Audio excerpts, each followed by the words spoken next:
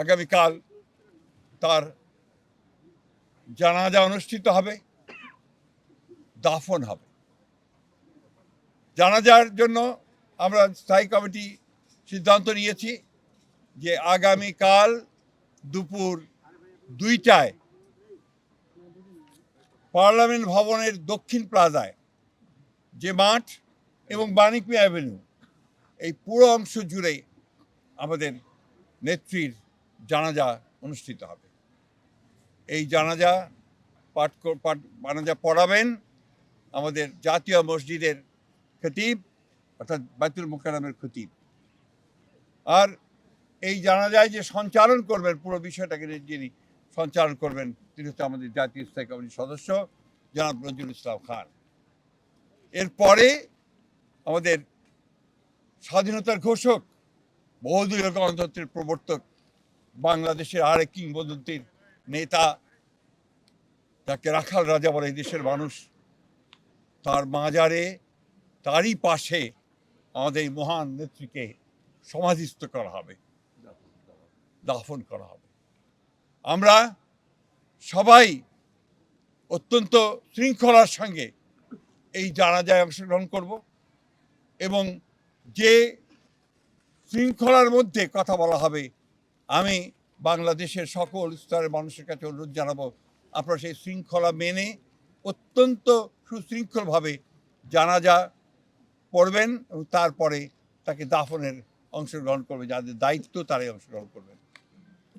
অনুরোধ থাকবে আপনাদের কাছে যে আপনারা কেউ এই নিয়ম ভঙ্গ করে শুধুমাত্র ছবি তোলার জন্য সামনের দিকে এগিয়ে যাবেন না এবং ব্যাহত করবেন না এই পুরো কর্মসূচিকে। আপনাদের আমরা বিশ্বাস করি দেশনেত্রীর প্রতি আপনাদের যে সম্মান, যে শ্রদ্ধা, সেটাকে অটুট রাখার জন্য আপনারা সেই শৃঙ্খলা রক্ষা করবেন এবং সর্বাত্মকভাবে সহযোগিতা করবেন এই জানাজা দাফন কার্য সুচারুরূপে সমাধা করতে। সব শেষে আবারও পরম করুণাময় আল্লাহ তাআলার কাছে এই দোয়া চাই যে আল্লাহ তাআলা তাকে যেন বেহেশত নসিব করেন।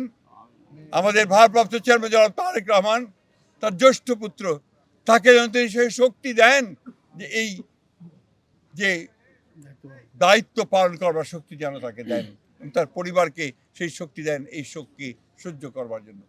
আসুন আমরা আজকে সবাই এই শোককে শক্তিতে রূপান্তরিত করে বাংলাদেশ জাতীয়তাবাদী দলকে একটা অপ্রতিরোধ দল হিসেবে গড়ে তুলি, বাংলাদেশকে সত্যিকার অর্থেই একটা গণতান্ত্রিক রাষ্ট্র হিসেবে আমরা প্রতিষ্ঠিত করি। সবশেষে আবারও আপনাদেরকে ধন্যবাদ জানিয়ে আপনাদের সকলের সহযোগিতার জন্য বিশেষ করে এবং আপনারা জানেন যে ইতিমধ্যেই সরকারের তরফ থেকে 3 দিন শোক দিবস ঘোষণা করা হয়েছে, আগামীকাল ছুটি ঘোষণা করা হয়েছে এবং আপনারা ইতিমধ্যে জানেন যে প্রধান উপদেষ্টা তিনি বাণী দিয়ে কথা বলেছেন, আপনাদের সামনে জাতির সামনে কথা বলেছেন এবং সেজন্য আমরা সর্বাত্মক সহযোগিতার জন্য আমরা সরকারকে ধন্যবাদ জানাচ্ছি। সেই সঙ্গে দলের পক্ষ থেকে আপনারা জানেন যে 7 দিনের শোক ঘোষণা করা হয়েছে।